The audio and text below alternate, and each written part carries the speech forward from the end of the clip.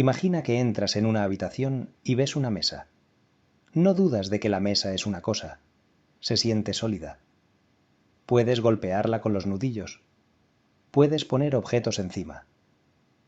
El sentido común te dice que el mundo está hecho de objetos como este: mesas, sillas, piedras, planetas y personas. Durante siglos, la ciencia pareció estar de acuerdo con esta visión. Pero si seguimos la física lo suficientemente lejos, especialmente el camino abierto por Richard Feynman y otros en el siglo XX, este cuadro simple comienza a desmoronarse. Lo que descubrimos no es un mundo más extraño, sino uno más profundo. Un mundo en el que aquello que llamamos cosas se parece más a patrones, eventos y relaciones que a bloques sólidos de construcción. A Feynman le gustaba empezar con preguntas simples. Creía que si no puedes explicar una idea a un principiante, en realidad no la entiendes. Así que comencemos con una pregunta que parece casi tonta. ¿Qué es una cosa? Podrías decir que es algo que existe en un lugar, dura cierto tiempo y puede señalarse. Eso suena razonable. Pero la física ha aprendido una y otra vez que a la naturaleza no le importa demasiado cuán razonables nos parezcan nuestras ideas. En la física clásica, la física de Newton, esta idea de las cosas funcionaba muy bien. Los objetos tenían posiciones y velocidades. Las fuerzas los empujaban de un lado a otro. Si sabías dónde estaba todo y qué tan rápido se movía, en principio podías predecir el futuro. Esta manera de pensar no solo dio forma a la ciencia, sino también a cómo pensamos la realidad misma. El mundo parecía una máquina gigantesca hecha de piezas. Cada pieza tenía su propia identidad. El éxito de esta visión fue enorme. Explicó el movimiento de los planetas, la caída de las manzanas y el vaivén de los péndulos. No es de extrañar que confiáramos en ella. Pero incluso en esta física más antigua ya había grietas. Una de las primeras pistas vino de la energía. La energía es central en toda la física. Sin embargo, no es una cosa que puedas sostener. Nunca ves la energía en sí misma. Solo ves lo que hace. Un objeto en movimiento tiene energía. Un objeto caliente tiene energía. La luz transporta energía, pero la energía no tiene forma, ni color, ni una ubicación propia. Es un número que permanece igual mientras todo lo demás cambia. Feynman enfatizaba este punto a menudo. Decía: la energía es una idea abstracta, pero muy precisa. Se conserva. Puedes calcularla. Puedes confiar en ella. Sin embargo, no es un objeto. Esto ya sugiere que la realidad puede no estar construida a partir de cosas del modo en que imaginamos. Luego llegó el átomo. Al principio, los átomos se representaban como diminutas bolas sólidas, como versiones en miniatura de los objetos cotidianos. Esto resultaba reconfortante. Significaba que el mundo seguía hecho de cosas, solo que muy pequeñas. Pero los experimentos demostraron rápidamente que esta imagen era incorrecta. Los electrones no se comportan como pequeños planetas que giran alrededor de un núcleo. No tienen posiciones y trayectorias exactas del modo en que lo hacen los objetos clásicos. Cuando los físicos intentaron fijarlos con precisión, la naturaleza se negó a cooperar. Aquí es donde la probabilidad entra en la historia. En la vida cotidiana, la probabilidad suele significar ignorancia. Si lanzas una moneda, dices que hay un 50% de probabilidad de que salga cara porque no conoces todos los detalles del movimiento. En principio, si supieras todo, el resultado estaría determinado. Pero en la física cuántica, la probabilidad no es así. No es una señal de información faltante. Está incorporada en las reglas mismas. Feynman fue muy claro al respecto. La naturaleza, a escalas pequeñas, no decide de antemano qué va a suceder. Solo ofrece probabilidades para distintos resultados. Esta es una idea difícil de aceptar, porque choca con nuestra imagen de las cosas como poseedoras de propiedades definidas. Si un electrón es una cosa, seguramente debe estar en algún lugar, aunque no sepamos dónde. Pero los experimentos muestran que el mundo no funciona de ese modo.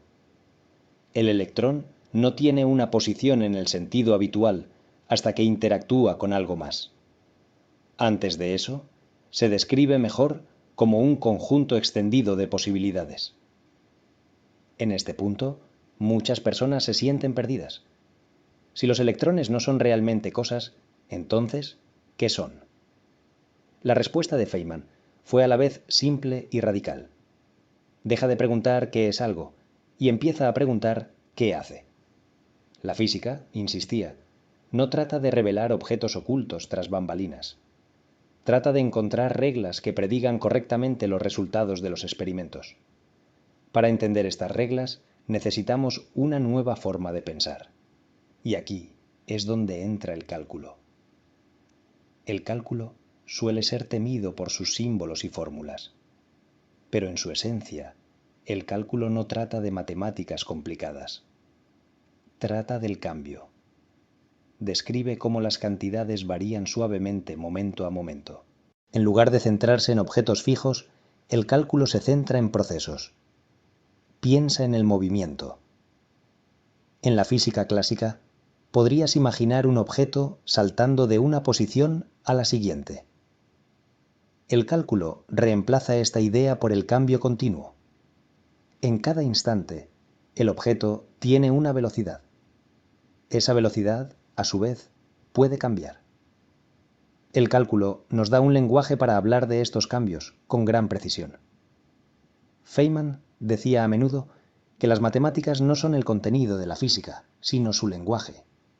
El cálculo es uno de los principales lenguajes que la naturaleza parece usar. A medida que la física se desarrolló, este énfasis en el cambio condujo a la idea de los campos. Un campo no es una cosa que puedas señalar. Es algo que existe en todos los puntos del espacio y del tiempo, asignando valores a cada punto. La temperatura en una habitación es un ejemplo simple. No hay un objeto único llamado temperatura. En cambio, cada lugar tiene una temperatura. Los campos eléctricos y magnéticos funcionan del mismo modo. Llenan el espacio. Le dicen a las partículas cargadas cómo moverse. Sin embargo, el campo en sí no está hecho de pequeñas piezas. Es una estructura continua. Esta idea pone patas arriba nuestra forma habitual de pensar. En lugar de que las partículas sean primarias y los campos algo que ellas crean, la física moderna sugiere lo contrario. Los campos vienen primero. Lo que llamamos partículas son solo ciertos patrones de actividad en esos campos. Feynman explicó esto en su trabajo sobre la electrodinámica cuántica. Un electrón no es un puntito duro y diminuto. Es una forma particular en que el campo electrónico se comporta cuando interactúa con otros campos.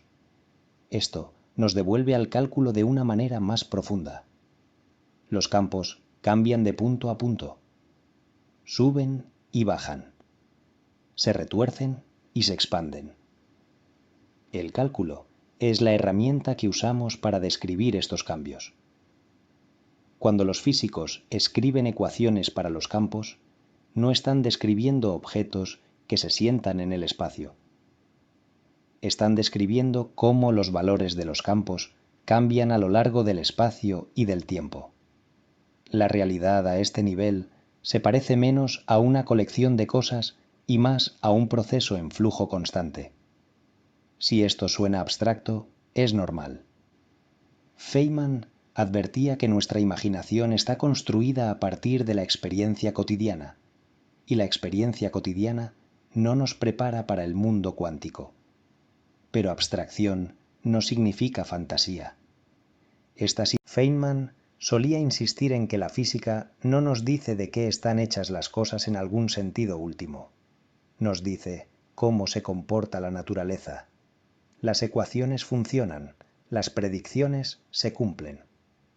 Si elegimos llamar a la realidad subyacente cosas, campos o procesos, es en parte una cuestión de lenguaje. pero algunos lenguajes encajan mejor con la naturaleza que otros. El lenguaje de los objetos fijos funciona bien a nuestra escala.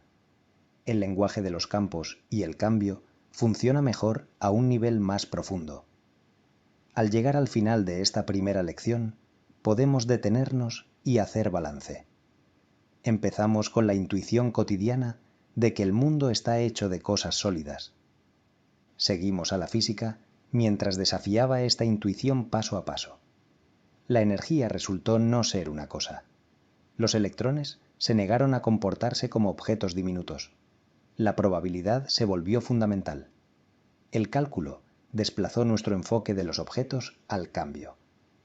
Los campos reemplazaron a las partículas como ingredientes básicos. A lo largo de todo esto destaca una lección. La realidad no está construida a partir de piezas estáticas.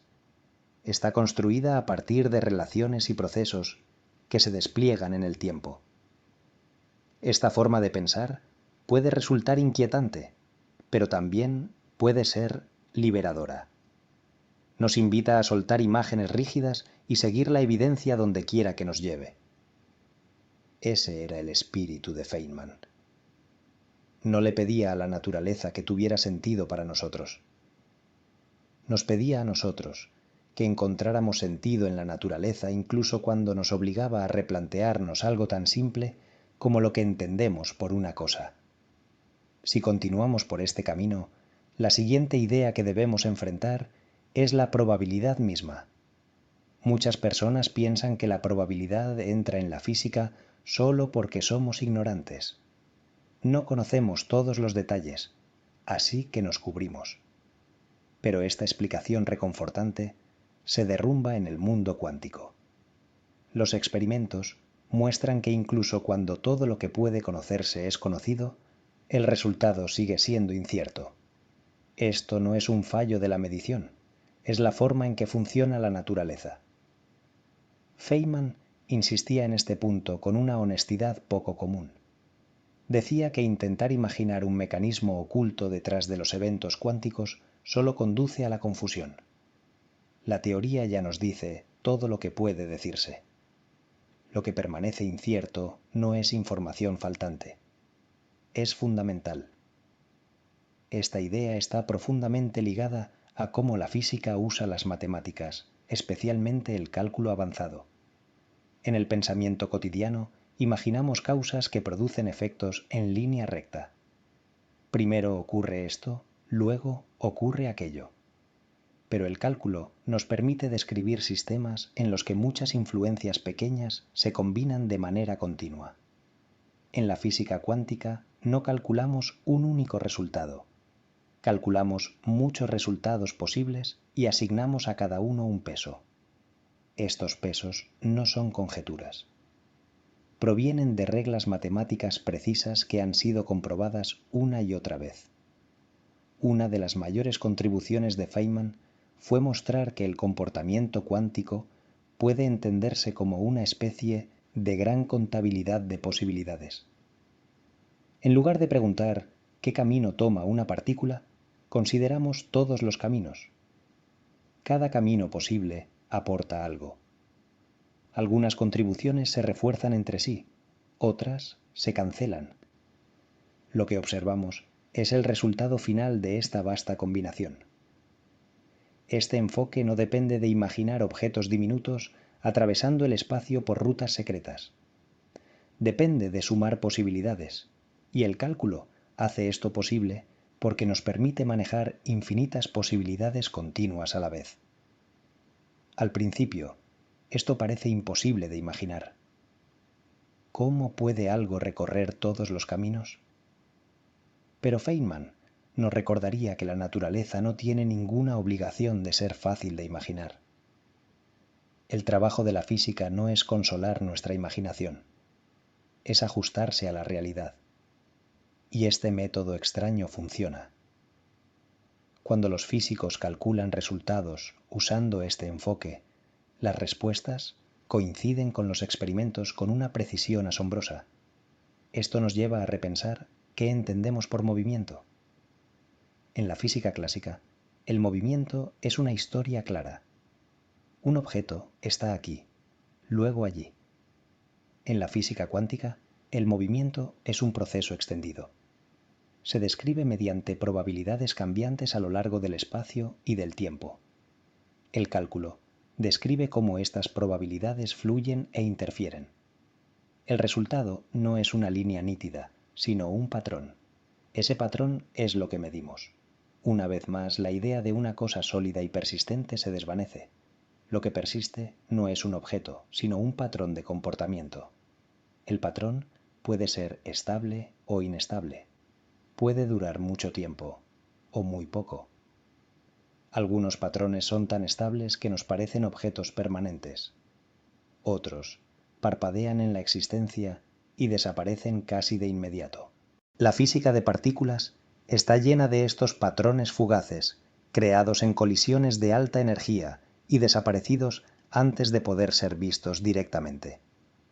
La identidad misma se convierte en un concepto sutil. En la vida cotidiana, los objetos tienen identidades. Esta silla no es aquella silla. Pero en la física cuántica, muchas partículas son verdaderamente idénticas. No solo similares, sino idénticas en todo sentido físico. No hay una etiqueta oculta que distinga a un electrón de otro. Si intercambias dos electrones, nada cambia. Las matemáticas reflejan esto, y los experimentos lo confirman. Feynman enfatizaba que preguntar qué partícula es cuál a menudo no tiene respuesta porque la pregunta misma no tiene sentido. Esto nos obliga a pensar de manera diferente sobre la existencia. En lugar de preguntar ¿qué es?, la física nos anima a preguntar ¿cómo se comporta? Un electrón se define por cómo interactúa, cómo responde a los campos y cómo contribuye a los efectos observables. Fuera de la interacción, hablar de sus propiedades se vuelve vago o incluso carente de significado. En este punto, algunas personas temen que la física esté deslizándose hacia la filosofía o el misticismo. Pero Feynman fue claro en que no es así. Las teorías no son especulaciones vagas. Son herramientas afiladas. Producen números, predicen resultados, les dicen a los ingenieros cómo construir dispositivos que funcionan. La visión extraña de la realidad que emerge no se elige por su belleza o novedad. Nos la imponen los experimentos. El cálculo desempeña un papel silencioso pero crucial en todo esto. Permite a los físicos describir el cambio continuo, la acumulación y la interferencia. Cuando integramos sobre todos los caminos posibles, no estamos sumando unas pocas opciones. Estamos sumando infinitamente muchas. Esto suena abstracto, pero refleja la continuidad del espacio y del tiempo tal como los experimentamos. El cálculo tiende un puente entre los eventos discretos y la realidad continua. Feynman advertía a menudo a los estudiantes que no confundieran la descripción matemática con aquello que se describe. Las ecuaciones no son la realidad, son herramientas. Comprimen patrones en símbolos. Una ecuación corta puede contener una enorme cantidad de información, pero los símbolos en sí no son de lo que está hecha la naturaleza. Son nuestra manera de llevar la cuenta de cómo se comporta la naturaleza. Esta distinción es importante porque nos mantiene con los pies en la tierra. No decimos que el universo esté hecho de ecuaciones. Decimos que el universo se comporta de una manera que las ecuaciones describen. Cuando olvidamos esto, corremos el riesgo de convertir la física en una especie de juego abstracto. Feynman se resistía a eso. Volvía constantemente a los experimentos, las mediciones y los resultados reales. Otra idea poderosa que surge de la física moderna es que los eventos importan más que los objetos. Un evento es algo que sucede, una interacción, una medición, una transferencia de energía. Los eventos dejan huellas, crean registros, son lo que observamos. Los objetos, desde este punto de vista, son resúmenes convenientes de muchos eventos repetidos. Un objeto estable es aquel que produce los mismos tipos de eventos una y otra vez. Esta forma de pensar ayuda a explicar por qué el mundo se siente sólido a nuestra escala. Los patrones que componen los objetos cotidianos son extremadamente estables. Las fuerzas involucradas son fuertes y están bien equilibradas. Los cambios ocurren lentamente. Desde nuestro punto de vista, el patrón parece una cosa, pero a un nivel más profundo, sigue siendo un proceso. El tiempo mismo adquiere un nuevo papel en este cuadro. En el pensamiento clásico, el tiempo es un escenario de fondo sobre el cual se mueven las cosas. En la física moderna, el tiempo está entrelazado con la descripción del cambio. El cálculo trata el tiempo como otra variable, otra dimensión, a lo largo de la cual evolucionan los patrones. Lo que existe no es una instantánea, sino una historia. Una partícula no es solo algo en un instante. Es una cadena de interacciones a lo largo del tiempo. A Feynman le gustaba decir que la física trata de cómo cambian las cosas. Esta afirmación simple esconde una verdad profunda. El cambio no es algo que les ocurre a los objetos. El cambio es fundamental. Los objetos emergen del cambio, no al revés. Cuando aceptamos esto, muchos enigmas se vuelven más llevaderos, incluso si no son fáciles de visualizar. Esta visión también transforma el papel del observador. En la vida cotidiana, nos imaginamos separados de lo que observamos. Miramos el mundo desde afuera. Pero en la física, la observación es una interacción como cualquier otra. Medir un sistema significa interactuar con él. Esa interacción cambia el sistema. Esto no es un defecto, es un hecho. Feynman enfatizaba que no hay una separación limpia entre observador y observado. Solo existe el proceso completo. Esto no significa que la conciencia cree la realidad, ni que la realidad dependa del pensamiento humano. Las interacciones que importan pueden involucrar máquinas, partículas o campos. Sin humanos presentes, la observación es física, no mental. Se trata del acoplamiento entre sistemas. Cuando ocurre ese acoplamiento, surgen nuevos eventos y las probabilidades se convierten en resultados. Al acercarnos al final de este largo recorrido, vale la pena preguntarnos qué significa todo esto para nuestra intuición original. ¿Son irreales las mesas? ¿Estamos diciendo que nada existe? La respuesta es no. Las mesas existen perfectamente. Todavía puedes tropezar con ellas. La física no niega la realidad cotidiana, la explica. Muestra que lo que se siente como una cosa es, a un nivel más profundo, un patrón estable de interacciones descritas por campos y cambio. Feynman creía que comprender esto no hace que el mundo sea más frío o vacío. Al contrario, lo hace más rico. El universo no es una colección aburrida de bloques. Es una red viva de actividad que se despliega constantemente. El cálculo, la probabilidad y los campos no son obstáculos para la comprensión. Son ventanas a cuán profundamente conectado está todo. Si hay una lección que llevarse de esta charla, es esta. La física no trata de encontrar la sustancia última del universo. Trata de descubrir formas fiables de describir cómo se comporta la naturaleza. Cuando esas descripciones nos obligan a abandonar ideas cómodas, no debemos resistirnos. Debemos seguir la evidencia con curiosidad y humildad. Ese era el espíritu que encarnaba Feynman. Mostró que se puede aceptar un universo extraño sin miedo, siempre que se sea honesto sobre lo que se sabe y lo que no se sabe.